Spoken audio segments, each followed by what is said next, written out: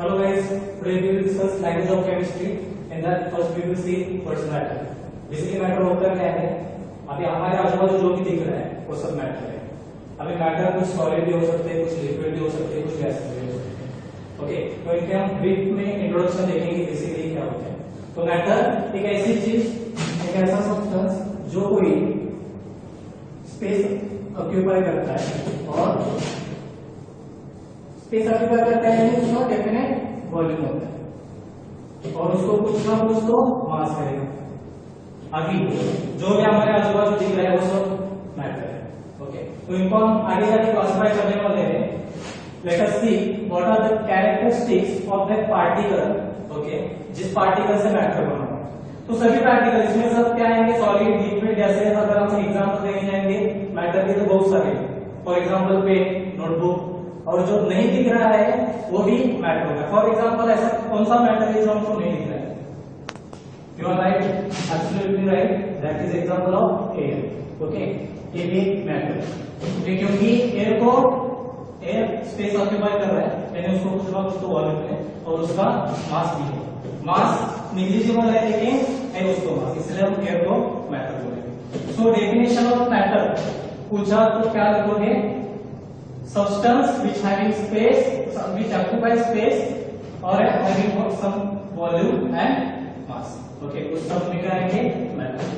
अब characteristics of that particle जिससे matter बना, इसमें सॉलिड, लिक्विड, गैसेस सभी की हम एक साथ स्टडी करेंगे.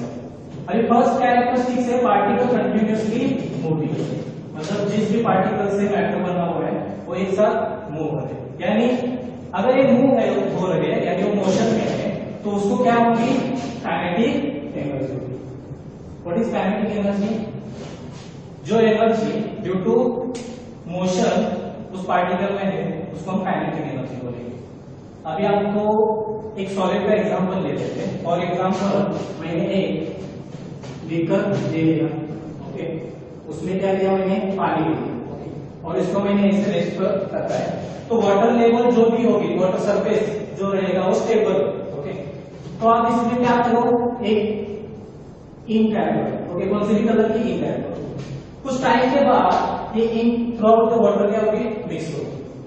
कैसी होगी? इसको तो हमने हिलाया नहीं, ऐसे टेबल पे रखा था, फिर भी ink throughout the water mix हो रही है. यानी वाटर के पार्टिकल्स कंटिन्यूअसली मोशन है. हमको नहीं दिखाई दे रहा फिर भी वो क्या है? पार्टिकल्स मोशन है. ऐसा सब हो रहा है. सॉलिड में भी ऐसा होता है लेकिन वो मोशन थोड़ा हम उसको निग्लेक्ट कर देते, कम कर देते, लेकिन वो एट जब हम देखते हैं हम सोचेंगे तो वो मोशन में है.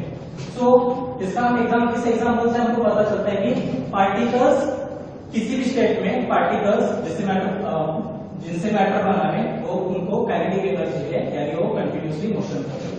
तो काइनेटिक एनर्जी हमको पता है. Kinetic energy increases with temperature. यानी मैटर को, पार्टिकल को टेम्परेचर हमने दे दिया तो उसकी काइनेटिक एनर्जी इंक्रीज हो जाएगी. टेम्परेचर दे दिया, अगर फॉर एग्जांपल इसका टेम्परेचर डिक्रीज कर दिया तो काइनेटिक एनर्जी डिक्रीज हो जाएगी. एग्जांपल के तौर पर हम सोचते हैं कि अगर सपोज हमने वाटर ले लिया. ओके, ये वाटर है रूम टेम्परेचर है. वाटर यहाँ पे एक वाटर, एक बीकर में वाटर ले लिए. ओके, एक दो बीकर ले लिए, एक रूम टेम्परेचर पे है और एक को हम क्या करें? हीट दे, यानी उसका टेम्परेचर हम इंक्रीज कर देंगे. जो रूम टेम्परेचर पे है उस पे हमने सेम टाइम 2 चम्मच शुगर ऐड कर दिया और इसमें भी 2 चम्मच शुगर ऐड कर देंगे. लेकिन हम टाइम के हिसाब से देखोगे तो शुगर डिजॉल्व होने में इसको टाइम लगेगा और इसको ये जल्दी में हो जाएगा इससे कंपैरेटिव. क्यों? क्योंकि अब इसको हम क्या करते हैं? हीट सप्लाई करते हैं. हीट सप्लाई करने से इसका टेम्परेचर इंक्रीज हो रहा है. टेम्परेचर इंक्रीज हो गया तो ऑब्वियसली काइनेटिक एनर्जी इंक्रीज हो जाएगी. काइनेटिक एनर्जी इंक्रीज हो जाएगी यानी उसका पार्टिकल्स की मूवमेंट बढ़ेगा तो पार्टिकल्स उसमें डिसॉल्व होने में मदद करेगी. सेकंड प्रॉपर्टी हम कर रहे हैं particles having space between them. Space मतलब जिस भी मैटर में पार्टिकल से मैटर बना हुआ है उसमें स्पेस रहेगा. सभी में रहेगा, सॉलिड में, चाहे लिक्विड में चाहे गैस में। गैस में तो अभी कंपैरिजन करोगे सॉलिड लिक्विड गैस में, तो सबसे ज्यादा स्पेस किसमें रहेगा, गैसेस मैटर में, उससे लिक्विड, और सबसे कम स्पेस रहेगा सॉलिड में, लेकिन वो स्पेस रहता है कम। फॉर एग्जांपल हम लिक्विड की एग्जांपल ले लेंगे। अगर लिक्विड में टेबल पे बीकर में पानी ले लिया, ओके, और ये जो वाटर लेवल है उसको मैंने मार्क कर दिया, वाटर लेवल को क्या कर दिया, मार्क कर दिया। और इसमें हम ये एग्जांपल जो हम इसमें कुछ नमक या शुगर ऐड कर दिए, 2 चम्मच या 3 चम्मच इसमें नमक या शुगर ऐड कर, बाद में फिर भी हम नोटिस करोगे ये वाटर लेवल जो है वो चेंज नहीं हो रही, यानी ये जो हम जितना जो भी इसमें ऐड कर दिया है वो कहां पे गया, फिर वो द स्पेस बिटवीन दे, जो स्पेस था उसमें से हो जाके क्या हो गया, फिल हो गया, यानी पार्टिकल्स में स्पेस रहेगा। सबसे ज्यादा किसमें रहेगा, गैसेस में। So we will last discuss particles attract each other, यानी पार्टिकल्स के बीच में फोर्स ऑफ अट्रैक्शन होगा, सॉलिड में भी रहेगा, लिक्विड में भी रहेगा, गैस में रहेगा। अभी आप थोड़ा इमेजिन करो किसमें ज्यादा रहेगा, गैसेस में रहेगा क्या, ऑब्वियसली नहीं, क्योंकि अगर फोर्स ऑफ अट्रैक्शन रहेगा तो पार्टिकल एक दूसरे के नजदीक रहेंगे, लिक्विड में उससे कम रहेगा, मतलब इंटरमीडिएट रहेगा, और सॉलिड में सबसे ज्यादा रहेगा। ओके, तो सॉलिड में लिक्विड और गैस कंपेरिजन करेंगे तो particles force of attraction solid में ज्यादा रहेगा, उससे कम लिक्विड में, और सबसे कम गैसेस में। अभी हमको कैसे पता चलता है, फॉर एग्जांपल एक आयरन नेल ले लो, उसको हम क्या करो, हैमर करो, हैमरिंग करने के बाद ये टूट नहीं जाता, यानी क्या है, फोर्स ऑफ अट्रैक्शन है पार्टिकल के बीच, इसलिए वो जल्दी आसानी से ब्रेक नहीं हो जाता। फॉर एग्जांपल लिक्विड का ले लेते, अगर एक टैप वाटर है, टैप के नीचे आपने टैप चालू की, वाटर टैप को हम अभी एग्जांपल लेते हैं लिक्विड का, अगर टैप वाटर में हम फिंगर टैप को चालू करते हैं और इसके बीच में हम फिंगर पुट करते हैं, फिंगर पुट करने के बाद ये क्या होता है, स्ट्रीम लाइन जो भी वाटर का फ्लो हो रहा था, स्ट्रीम लाइन फ्लो हो रहा था, फिंगर की वजह से वो क्या हो जाता है, ब्रेक हो जाता है, लेकिन पूरे 2 फ्लो में ब्रेक नहीं होता, क्यों, और बाद में अगर फिंगर के बाद में यहाँ से यहाँ वाटर आता, यानी कुछ इसमें डिस्टर्बेंस आ गया, लेकिन ये फोर्स ऑफ अट्रैक्शन की वजह से पहले जैसा फ्लो था तो उन्होंने क्या कर दिया, उस वाटर ने क्या कर लिया, मेंटेन कर लिया। जैसे हमको ये पता चलता है कि सभी पार्टिकल्स में फोर्स ऑफ अट्रैक्शन होता है। सो स्टेट्स ऑफ मैटर में देखेंगे, सॉलिड लिक्विड गैसेस, आपको समझ क्लास 8 में हमने पढ़ा था कि सॉलिड को डेफिनेट स्टेट होता है, लिक्विड को नहीं, गैसेस को भी डेफिनेट स्टेट नहीं रहता, वो कंटेनर करेंगे। इसमें वॉल्यूम भी क्या रहेगा, डेफिनेट रहेगा, इसमें लिक्विड में यस ऑब्वियसली रहेगा, लेकिन इसमें नहीं रहेगा। अभी रीजन है क्या, ऐसा सब्सटेंस जो उसका फिक्स शेप है वो फ्लो नहीं हो सकता, लेकिन लिक्विड फ्लो हो सकता है, और उसको ही बोलते हैं फ्लूइडिटी, यानी एबिलिटी टू फ्लो, और गैसेस में भी है फ्लूइडिटी। नेक्स्ट एग्जांपल्स आप बहुत सारे दे सकते हैं, सॉलिड्स के, लिक्विड्स के और गैसेस के। So all is there on the board which you require. Please take screenshot and we will discuss next. Okay. Now we will discuss, before discussing the analysis, we will discuss first state में कैसे changes आता है। तो हमको पता है कि temperature change करने से स्टेट्स में डिफरेंट चेंज आ सकता है, और प्रेशर में चेंज करने से। So we will discuss first by change in temperature कैसे होते हैं। हमको पता है अगर सॉलिड को मैंने टेम्परेचर दे दिया, हीट कर दिया, तो उसमें क्या हो जाएंगे, लिक्विड में कन्वर्जन होगा, लिक्विड को अगर टेम्परेचर दे दिया तो गैसेस में। लेकिन इसको पहले जाने से पहले हम कुछ टर्म्स को स्टडी करेंगे। मेल्टिंग पॉइंट बेसिकली क्या होता है, वो टेम्परेचर जिसपे सॉलिड लिक्विड में चेंज होना जस्ट स्टार्ट करता है, और वो कौन से, एट द रूम टेम्परेचर, यानी रूम टेम्परेचर से एटमॉस्फेरिक प्रेशर, यानी अगर किसी ने पूछा मेल्टिंग पॉइंट क्या होता है, तो temperature at which solid just starts to change into liquid at the atmospheric pressure. Atmospheric pressure बहुत इंपॉर्टेंट है, क्योंकि एटमॉस्फेरिक प्रेशर बेसिकली क्या होता है, आजू बाजू का जो भी एटमॉस्फेरिक एयर के वजह से जो प्रेशर है उसको एटमॉस्फेरिक प्रेशर बोलते हैं, उसको क्या बोलेंगे? Melting point. बॉइलिंग पॉइंट यानी क्या? बॉइलिंग पॉइंट में टेम्परेचर जब लिक्विड फेज गैसेस फेज में चेंज होगा एट एटमॉस्फेरिक प्रेशर, उसको हम बोलेंगे क्या? Boiling point. अब ये दो टर्म क्या है? Latent heat of fusion and latent heat of vaporization. Fusion यानी क्या? जो हीट लगती है, अमाउंट ऑफ हीट, यहाँ पे हीट है ना, तो आप इसको याद करोगे, ये अमाउंट ऑफ हीट होती है सॉलिड से लिक्विड में चेंज होने की। मतलब कुछ तो एनर्जी लगेगी। सॉलिड से लिक्विड में कैसे होता है कि सॉलिड में तो पार्टिकल एक दूसरे के बीच में बहुत रहते हैं, फोर्स ऑफ अट्रैक्शन उनमें ज्यादा रहता है, तो फोर्स ऑफ अट्रैक्शन ब्रेक करने के लिए कुछ ना कुछ हमको एक्सटर्नल एनर्जी की जरूरत होगी, वो हम हीट से दे देते हैं और पार्टिकल्स में वो बॉन्ड ब्रेक हो जाता है, वो लिक्विड में चेंज होते हैं। सो लैटेंट हीट उसको ये बोलते हैं कि 1 kg सॉलिड को लिक्विड में चेंज होने के लिए हम कितना हीट एनर्जी उसको दे रहे हैं, उसको क्या बोलेंगे? Latent heat of fusion. से अब वेपराइजेशन में याद रखो, 1 kg ऑफ लिक्विड जब गैसेस में चेंज होगा तो उसको क्या बोलेंगे? Latent heat of vaporization. Sublimation basically क्या होता है? हमको बताएगा अगर टेम्परेचर दे दिया, इंक्रीज कर दिया तो सॉलिड लिक्विड में चेंज होगा, लिक्विड गैसेस में चेंज होगा। लेकिन इसमें क्या होता है? सॉलिड डायरेक्टली चेंज होता है किसमें? गैसेस में, और गैस डायरेक्टली चेंज हो सकता है सॉलिड में। लेकिन सॉलिड गैसेस में चेंज होने के लिए हमको क्या करना पड़ता है? इसको हीट देना पड़ता है। Okay, heating. ओके, और गैस सॉलिड में चेंज होने के लिए हमको क्या करना पड़ेगा? उसको उससे टेम्परेचर निकालना पड़ेगा, तो इसको क्या बोलते हैं? कूलिंग। ओके, सो एग्जांपल्स क्या क्या है सब्लिमेशन के? बहुत सारे जो नेपथलीन बॉल है जो हम घर में यूज करते हैं कपड़ों के बीच में रखने के लिए। ओके, सो और एक कपूर भी है, जो हम कपूर का भी उसको हमने हीट कर दिया तो सॉलिड का गैस में चेंज होता है। अब ऐसा कौन सा सॉलिड है जो ऐसा कौन सा गैस है जो सॉलिड है? तो वो कौन सा है? CO2 है। उसको हम क्या बोल सकते हैं? Dry ice. CO2 गैस है, वो डायरेक्टली चेंज होगा सॉलिड में, अगर उससे हम क्या करोगे? उसको कूल करोगे, इसलिए उसको क्या बोलते हैं? ड्राई आइस बोलते हैं। और we will discuss next evaporation.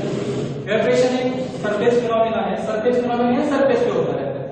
इसमें क्या होगा? बेसिकली लिक्विड किसमें चेंज होंगे? गैसेस में।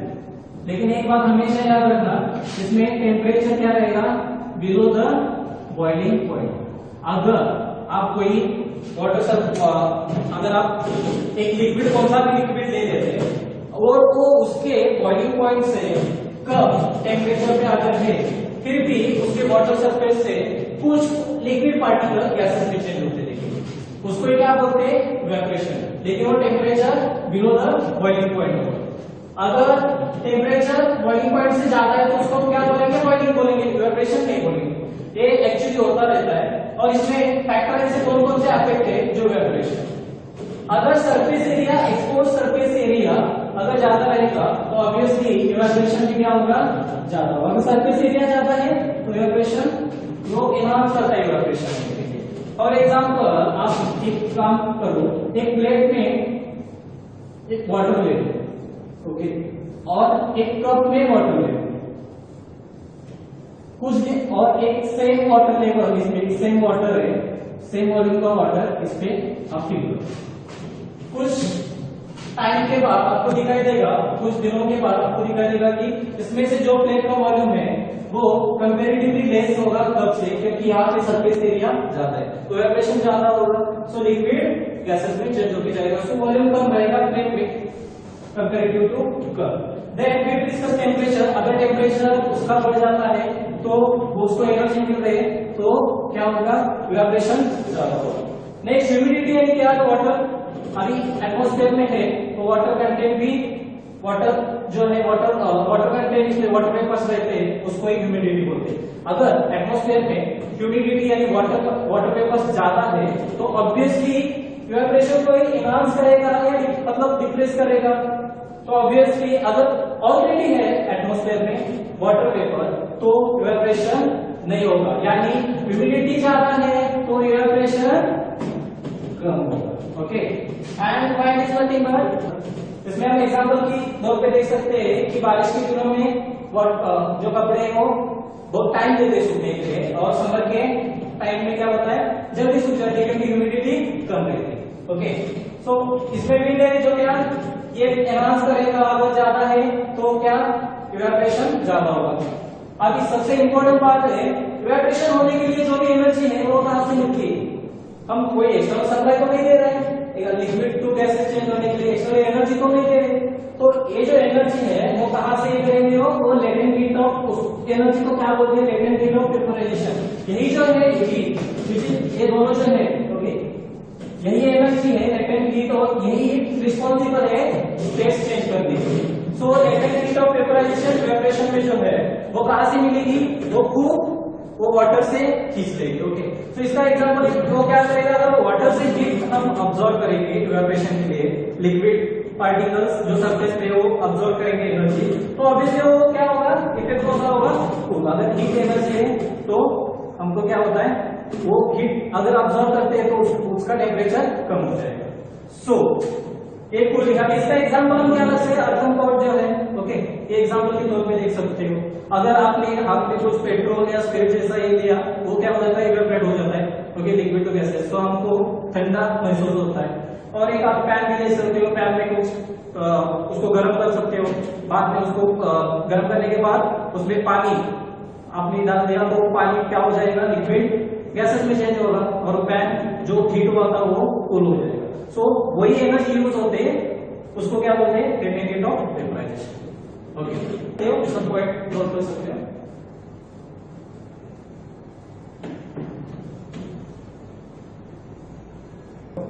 Okay, now the what is plasma? Plasma क्या है? वो फोर्थ स्टेट है मैटर का। आज तक हमने कितने मतलब पढ़े थे? सॉलिड, लिक्विड एंड गैस, लेकिन और दो स्टेट है मैटर के, वो plasma and bone Einstein condenser. Okay, bone Einstein condenser. Plasma basically होता क्या है? तो it is nothing but hot ionised gas. Hot ionised gas यानी इसका टेम्परेचर जो रहेगा वो बहुत ज्यादा रहेगा। टेम्परेचर क्या रहेगा? बहुत ज्यादा। अगर टेम्परेचर बहुत ज्यादा रहेगा तो इसकी एनर्जी भी क्या है? इतना ही वर्ड याद रखो, एनर्जी इसकी हमेशा हाई रहेगी। ओके, एग्जांपल इसके कौन से हैं? एग्जांपल्स तो stars. Okay, these are the example of plasma and Bose-Einstein condenser ये क्या है? जो एटम्स और सब एटॉमिक पार्टिकल्स, प्लाज्मा की हमने क्या देखा है? स्टार। उसमें वो एनर्जी ज्यादा रहेगी, और किससे बना हुआ है? वो और आयोनाइज्ड गैस। इसमें और एक बात याद रखो कि आयन से क्या है? पॉजिटिव और नेगेटिव। इसमें हमेशा याद रखना है पॉजिटिव आयंस, नेगेटिव आयंस क्या रहेंगे? Number of positive ions and number of negative ions they always remains equal. Okay, then we will discuss Bose Einstein condenser. Okay, ये फिफ्थ स्टेट ऑफ मैटर है। इसमें atoms and subatomic particles को cool किया जाता है। Temperature कौन से? Cool down to the temperature absolute zero. अब एब्सोल्यूट जीरो टेम्परेचर यानी क्या है? एब्सोल्यूट जीरो टेम्परेचर यानी क्या? 0 डिग्री सेल्सियस और 273.15 केल्विन, -273.15 केल्विन या 273 केल्विन याद रखो। ओके, इसको हम राउंड अप करके 273 केल्विन बोल सकते हैं। अगर इसको कूल किया जाता है तो इसको एनर्जी है, हमेशा एनर्जी कैसी रहेगी? Low energy. एग्जांपल के तौर पे हम देखेंगे जो लिक्विड हेलियम है तो प्लाज्मा है, प्लाज्मा के स्टेट बोस-आइंस्टाइन कंडेंसर के स्टेट में रहेगा। और हम और एक एग्जांपल देखेंगे जो सुपर कंडक्टर में यूज होता है, सुपर कंडक्टर में यूज होने वाला न्यूट्रॉन स्टार।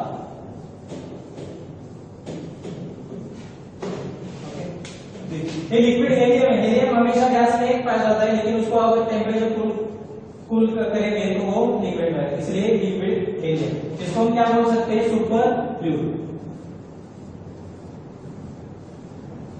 ओके, अब टेम्परेचर यूनिट्स, टेम्परेचर की यूनिट्स हमको पता है कौन से दो आपने पढ़े, ऐसा यूनिट तो केल्विन है और डिग्री सेल्सियस।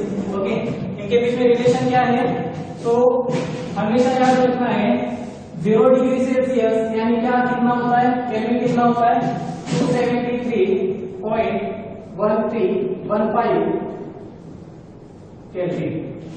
यानी हम कन्वर्जन करेंगे, कन्वर्जन करने से आप अगर सपोज 40 केल्विन दिया है और मुझे वो डिग्री सेल्सियस में कन्वर्ट करना है, तो इनके बीच में रिलेशन क्या आ जाएगा, केल्विन का डिग्री सेल्सियस में चेंज करने के लिए क्या करना है, हमेशा से माइनस करना है 270। आप सिर्फ इतना याद रखो, इसको राउंड ऑफ करके केल्विन याद रखोगे माइनस। सो 40 केल्विन, इसको हम डिग्री सेल्सियस में कन्वर्ट करने के लिए हम क्या करेंगे, 40 माइनस 273 और जो भी ये आ जाएगा वो डिग्री सेल्सियस में। Okay, degree Celsius for example 15 degree Celsius है, उसको हमको केल्विन में कन्वर्जन करना है, तो 15 में 273 ऐड करो, तो जो भी नंबर आ जाएगा वो आपको केल्विन। तो बहुत सिंपल है, ये आपको पता होगा, एक क्लास 8 में भी हमने पढ़ा। Okay, so volume required is on the board, you can take it screenshot. We will next see we will discuss in next lecture balance and